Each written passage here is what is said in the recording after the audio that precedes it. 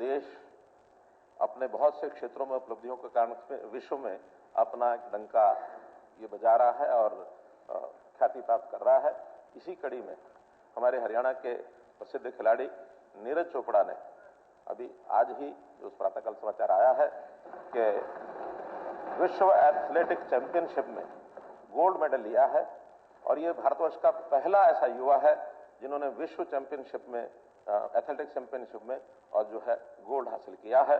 मैं इस अवसर पर उनके परिवार के सदस्यों को, उनके जो कोच हैं जो उनको खेल सिखाते हैं और सभी खेल समर्थकों को मैं बधाई देता हूं और आशा करता हूं कि इसी प्रकार उत्तर प्रदेश और देश का नाम रोशन करते रहे। हम सभी खिलाड़ियों के हरियाणा सरकार हमेशा उनकी आवश्यकताओं के लिए जो भी कुछ संभव सहायता है उनको लगातार पूरा करते रहेंगे। मैं इस अवसर पर सदन की ओर से उनको बधाई देता हूं। जिस प्रकार की शब्दावली इस्तेमाल की गई है ये बिल्कुल बर्दाश्त नहीं है सर। हम पार्लियामेंट्री शब्दों की बात करते हैं और ये दगाइयों को यहाँ सदन के अंदर श्रीराम एक धमकी देके और जिसने सदन में इतनी बड़ी धमकी दी उसने सच में क्या नहीं किया होगा सर। असल बात यह है सर मेरा निवेदन है जिसने सदन में इतनी बड़ी धमकी दी है उसने सच में क्या नहीं किया होगा। मुझे लगता है कि ये समर्थकों के ऊपर भी FIR हुई है सर, उनको भी नोटिस किया है, शब्दों को भी नोटिस किया है सर। प्रयोग करिए इस प्रकार से सदन के कार्रवाई को जनता में प्रयोग करिए ना सर। हम भी फिर जनता ने प्रयोग किया है सर। ये देखिए ये इस प्रकार जो धमकी दी गई इसमें व्यवस्था चाहिए कि नूक जो मैटर है जो इस सदन के अंदर क्यों नहीं डिस्कस सकता। मैंने जो कहा मैंने जो आपको पढ़ करके सुनाया वायलेंस सब्जुडिस नहीं है वहाँ पर और जो कुछ हुआ वो आपस में झगड़े हुए वो matter comes in the court. Kaul and Shakdher is not Kaul and Shakdher सारा जो पार्लियामेंट सारी चल रही है कॉल एंड शिक्दर पे चल रही है। जो बार बार कह रहे हैं मैं केवल इनका इतना बताना चाहता हूं कि वहां पे जो अभी तक तफ्तीश हुई है जो 500 के करीब लोग गिरफ्तार किए हैं और जो लोगों की भूमिका नजर आ रही है वो सब कांग्रेस का ही किया दिया लग रहा है। कांग्रेस का ही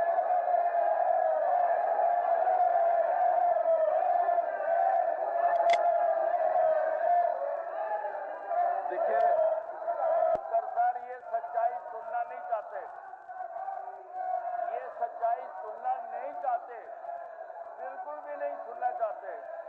मैं केवल एक बात कहकर क्योंकि अभी मामला जेरे गौर है, अभी तफ्तीश जारी है, मैं अधिक नहीं कहना चाहता हूं, लेकिन मैं बहुत अफसोस के साथ कहना चाहता हूं कि इसी की जांच के मामले में पुलिस ने हमारे सदन के ही एक सदस्य मोहम्मद खान को भी नोटिस जारी करा है कि वो छानबीन में शामिल हों। उनके खिलाफ ऐसे सबूत मिले हैं कि उनको जांच में शामिल होने के लिए कहा गया। ये नोटिस जारी किया है मोहम्मद खान को। हमारे सदन अगर आप डिस्कस करेंगे तो फिर सारा होगा और इन्होंने पिछले सदन में भी चैलेंज किया था कि हम फाड़ देंगे और अभी तक की जांच जारी है कि ये सब कांग्रेस का करा धरा है। का सब्जुडिस है और हमारे गृह मंत्री जी ने उसके बारे में कहा और एलिगेशंस लगाए कांग्रेस के ऊपर। आइदर दो शुड बी डिलीटेड और उनसे विड्रॉ करें। नहीं, हम डिस्कशन करेंगे जब नाम आया तुम्हारा। जो गृह मंत्री जी ने कहा उनका रिकॉर्ड देख लो, टीवी पे चल रहा है, क्या कह रहे हो। चलिए उसको दिखा लेते हैं। अगर नहीं दिखाओगे कब? डिलीट कर देंगे। या तो देखिए वो आपकी तरफ से भी जो बोला गया या उन नहीं हमने कोई नहीं कहा। हाँ जी, हमने तो मांग की, सिर्फ डिस्कशन की। नहीं, जो भी उन्होंने कांग्रेस का नाम लिया, हमने किसी का नाम इल्जाम नहीं लगाया। चलिए हमने किसी पर इल्जाम नहीं लगाया। जब सब डिजिट मैटर है उसको डिलीट कर देंगे। हाँ, डिलीट कर दो, डिलीट कर देंगे। कांग्रेस ने ही उठाया, वही बोलना चाह रही है और हमने कहा कि भाई जांच उस वक्तव्य से शुरू हो जिस वक्त जो वक्तव्य अब वो बोल के और आप डिलीट करा ले, फिर उसको छोड़ो जी, आगे की जांच करो, ये थोड़ी ना होगा। हाउस जांच करे, उस वक्तव्य को लेके भी करे कि कहीं न कहीं वो वक्तव्य हिंसा भड़काने का काम उस वक्तव्य के कारण तो नहीं हुआ है। इस बात की जांच होनी चाहिए। मैं बार बार जांच की मांग करूंगा, बार बार जांच की मांग करूंगा, और माननीय स्पीकर साहब तय करे इस बात को। मेरा उनसे अनुरोध भी है। पब्लिक सब जानती है, पब्लिक को सब पता है कि कांग्रेस के विधायक ने हाउस में क्या कहा था कि प्याज के छिलके की तरह फोड़ देंगे, तो पब्लिक को भी इस बात का पता है। इस बात की जांच होनी भी चाहिए। नो हिंसा पे चर्चा हो, चर्चा से पहले इस बात की चर्चा हो कि प्याज के छिलके की तरह फोड़ देंगे, इस बात पर भी चर्चा हो। इस तरह के लोग शांति से रखने की बजाय विपक्ष के लोग उसको कहीं ना कहीं खराब करने की कोशिश करते हैं। ये दुर्भाग्य है। देखिए, राजनीति अपनी जगह है, लेकिन समाज को तोड़ने का काम किसी ने नहीं करना चाहिए। इस तरह की भाषा कम से कम जिम्मेवार पद पे बैठे हुए व्यक्ति को तो बिल्कुल नहीं करनी चाहिए। पहला विषय तो यह है कि ऑर्डिनेंस के अंदर जो बात हमने पॉपुलेशन की कही है, पॉपुलेशन ये family information data repository FIDR एक रिपोजिटरी है, और उसको तैयार किया गया परिवार पहचान पत्र एक्ट के अंतर्गत। और परिवार पहचान पत्र एक्ट के अंतर्गत जो हमने किया है वो हाई कोर्ट से भी क्लियर हो चुका है, उसमें कहीं कोई ऑब्जेक्शन नहीं है। उसका हमने एक्ट बना दिया है। एक्ट को जब चैलेंज किया गया तो हाई कोर्ट ने कहा कि हाँ ठीक है। जहां तक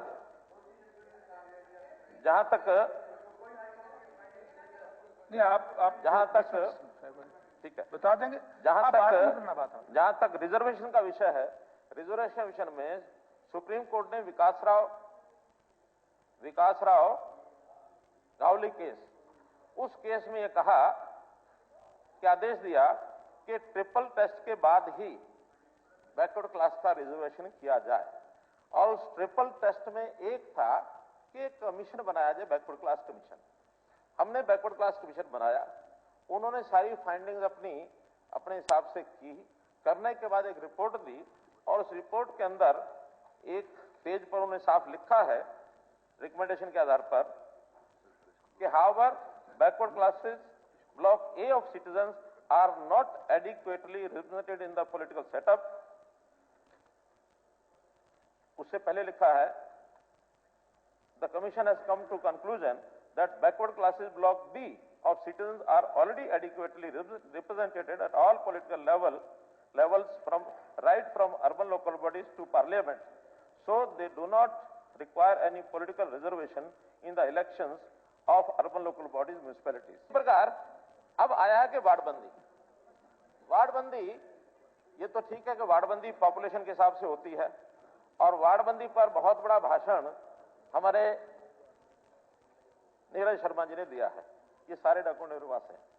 नीरज शर्मा जी की जितनी ऑब्जेक्शन है, ये सारे ऑब्जेक्शन इस सिस्टम से पहले, क्योंकि ये ऑर्डिनेंस लागू हुआ है मार्च 23 में, और ये वार्डबंदी के सारे कागज हैं अगस्त 22 के। एक तो जो पॉपुलेशन है, ये जो FIDR की है, दूसरा उसमें ये है कि यदि, यानी एक स्टैंडर्ड है अपने हरियाणा का भी है, पूरे देश भर का भी है, कि 1000 पॉपुलेशन पर 700 वोट की एवरेज है।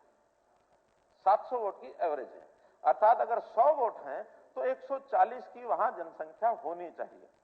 हमने इसमें सिस्टम बनाया कि अगर कहीं FIDR की पॉपुलेशन 100 के पीछे, 100 वोटर के पीछे 140 से कम है, तब तो 100 वोटर के पीछे 140 मान करके तब वार्डबंदी होगी। और अगर कहीं पॉपुलेशन FIDR की 140 से ऊपर है तो फिर जो ऊपर है वो होगी। Whichever is higher between the two, एक FIDR की पॉपुलेशन, दूसरा एज पर वोटर संख्या 140% ऑफ टोटल वोट्स, इन दोनों में whichever is higher उसको बेस मान करके वार्डबंदी की जाएगी। क्योंकि हम ये मान के चलते हैं कि वोट कई जगह बन जाते हैं, बनने के बाद वो वहां रहते भी नहीं होंगे तो पॉपुलेशन कम हो जाती है। लेकिन चूंकि ये दोनों विषयों का एक सम्मिलित करके उसका एक प्रावधान बनाया गया है, इसलिए हमने ना तो वोटर लिस्ट को छोड़ा है और ना ही अपने FIDR की पॉपुलेशन को छोड़ा है। व्हिचएवर इज हायर उसको हम करते हैं। परिवार पहचान पत्र में ये हरियाणा का डोमिसाइल, उस डोमिसाइल के आधार पर जिसको 15 साल हो गए रहते हुए, 15 साल से पहले का कोई डॉक्यूमेंट उसके पास हो, उसी की परिवार पहचान पर बनता है। हाँ, जब हमने 75% रिजर्वेशन का विषय किया था इंडस्ट्री में, उसकी रिजर्वेशन दी थी, उस समय हमने केवल उस एक पर्पज के लिए, क्योंकि इंडस्ट्री का बहुत बड़ा विरोध था कि हमारे यहाँ बहुत से लोग 5 साल 10 साल 2 साल 4 साल से जो काम करते हैं, कई बार उनके बच्चे भी होते हैं, उनको भी हमको उसमें रखना होता है। तो हमने कहा था जो 5 साल भी पहले आ गया होगा उसको भी हम 75% में मान लेंगे, केवल उस एक काम के लिए प्रावधान किया था। सर्वोच्च न्यायालय ने एक और आदेश पारित किया जिसमें उन्होंने कहा कि कर्मचारियों के सभी काडर की समीक्षा करके अनुसूचित जाति के कर्मचारियों की संख्या की समीक्षा ये की जाए। वो हमने की है। करने के बाद मैं उसी के अनुसार घोषणा करता हूं कि अनुसूचित जातियों के लिए पदोन्नति में अभी ग्रुप सी और डी में तो आरक्षण में यानी पदोन्नति में आरक्षण है, लेकिन ए और बी का हमारा प्रावधान अभी तक नहीं है। आज मैं घोषणा करता हूं कि हम उसके आधार पर ग्रुप ए और बी के लिए 20% आरक्षण ये लागू कर रहे हैं और इसके लिए नोटिफिकेशन और हिदायतें ये जारी करनी होंगी, जो मैं विश्वास दिलाता हूं कि 1 सप्ताह के अंदर अंदर और वो हम जारी कर देंगे।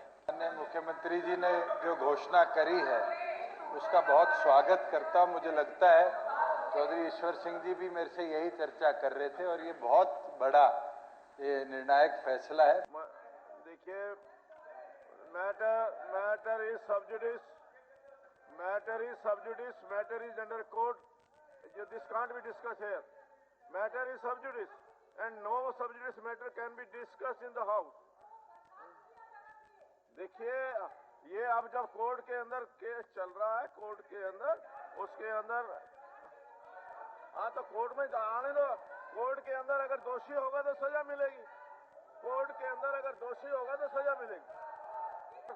आप क्या न्यायपालिका का सम्मान नहीं करते? आप न्यायपालिका का सम्मान नहीं करते क्या? जब मामला न्यायपालिका के पास है, लेट देम डिसाइड। मैं आपको वार्न कर रहा हूं कि वेल से बाहर चले जाइए।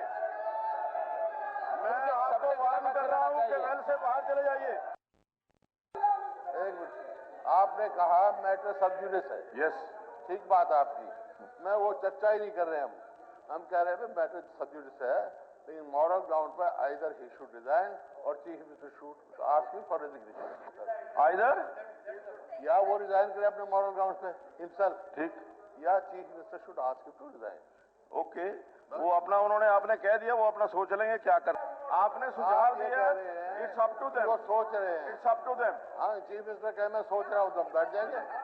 अध्यक्ष महोदय, विपक्ष के लोग किसी एक्शन के लिए किसी को कंपेल नहीं कर सकते, ना मुझे कर सकते। मुझे मालूम है कि मॉरल ग्राउंड पर ये कहाँ खड़े हैं और हम कहाँ खड़े हैं। अगर इनकी एक एक की सुनानी शुरू कर दी, धज्जियां उड़ाएंगे। धज्जियां उड़ाओ, इस प्रकार से किसी को डायरेक्शन करके हम ये करें कि वो करें, जिसको जो करना वो करेगा। जनता के प्रति दायित्व हमारा है, जनता के प्रति जवाबदेही हमारी है। जनता के सामने आप भी जाएंगे, हम भी जाएंगे और आने वाले 1 साल के बाद ये सारे करतूत जो इन्होंने सारे इनके सामने। ये डिसीजन भाई मुख्यमंत्री जी ने निर्णय लेना है, मैंने थोड़ी लेना है। मुख्यमंत्री जी निर्णय लेंगे तो जब लेंगे। एक एक की आई कांट कंपेल, मैं उनको मजबूर नहीं करता। हाँ जी, आई एग्री विद यू। आपने सुझाव दिया, उसके ऊपर विचार करेंगे क्या करना क्या नहीं करना। नहीं लूंगा on the floor of the house का। हाँ तो कहा है, तो वही तो कहा फ्लोर ऑफ द हाउस का, तो वही तो कह रहे हैं। मैंने सोच लिया सोच लिया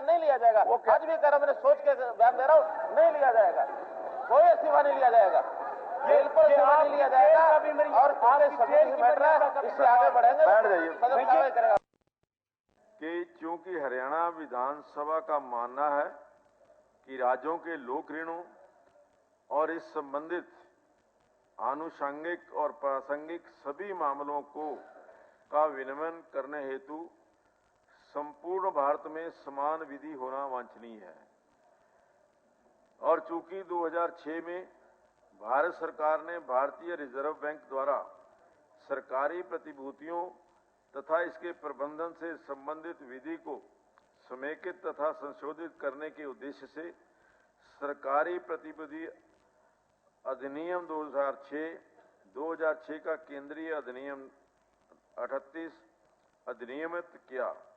सरकारी प्रतिभूति अधिनियम 2006 का केंद्रीय अधिनियम 36 की धारा 1 की उपधारा 2 कथित करती है कि यह अधिनियम ऐसी सरकारी प्रतिभूतियों को लागू होगा जो केंद्रीय सरकार या किसी राज्य सरकार द्वारा इस अधिनियम के प्रारंभ होने के पूर्व या पश्चात सृजित और निर्गमित की गई हैं।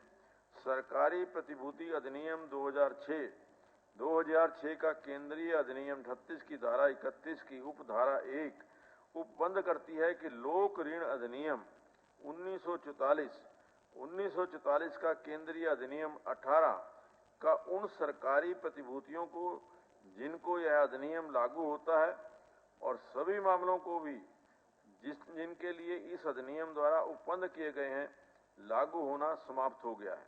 फसल बीमा योजना के बारे में जो आदेश है हरियाणा सरकार का, वो आप सदन पटल पे रखना चाहता हूँ।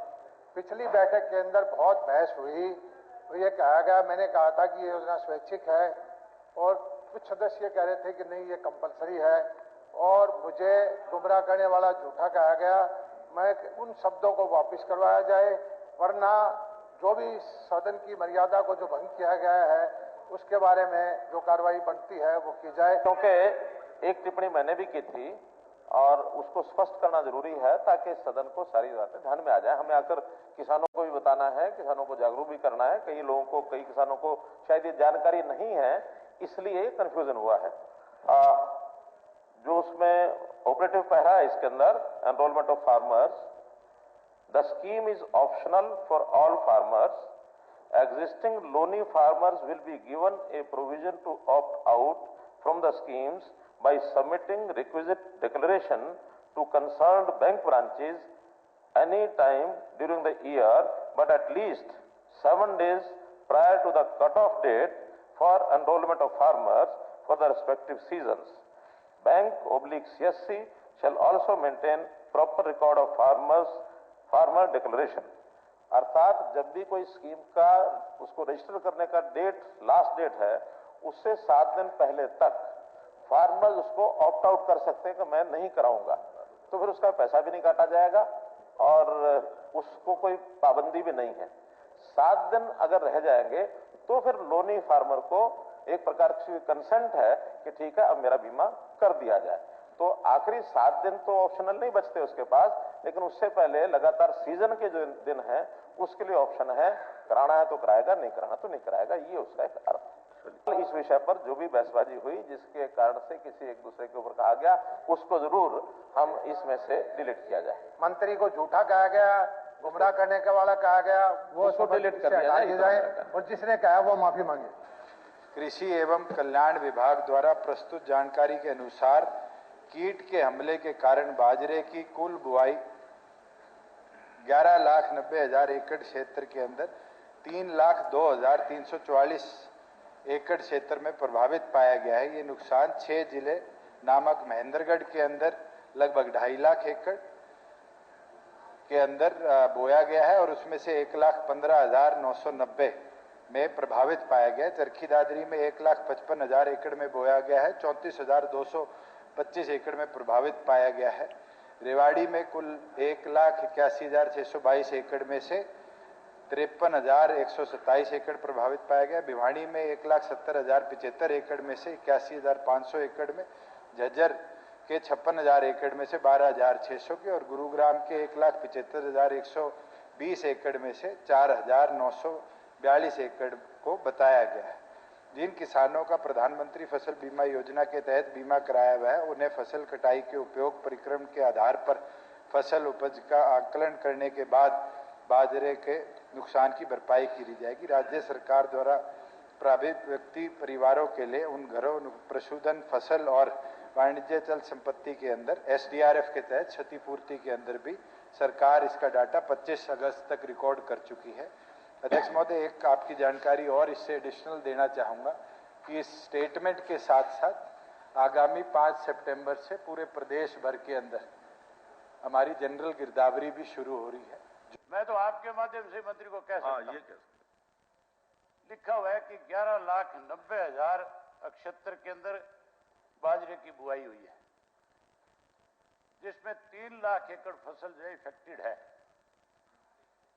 और उसके लिए सरकार की तरफ से टोटल पैसा सैंक्शन किया गया। इसको कैसे 3 लाख एकड़ को बचाया जाए, उसके लिए 17 लाख रुपया,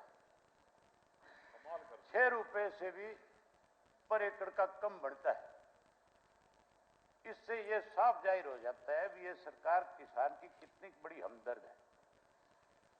यह सरकार किसान को मारने के लिए, कमजोर करने के लिए, किसान की फसल ना बचे उसके लिए समय के ऊपर किसान की कभी मदद नहीं करती। पहले बाढ़ से मारा, अब इस सुंडी से मार दिया। माननीय सदस्यगण, अब सदन कल दिनांक 29 अगस्त 2023 प्रातः 11 बजे तक के लिए स्थगित किया जाता है।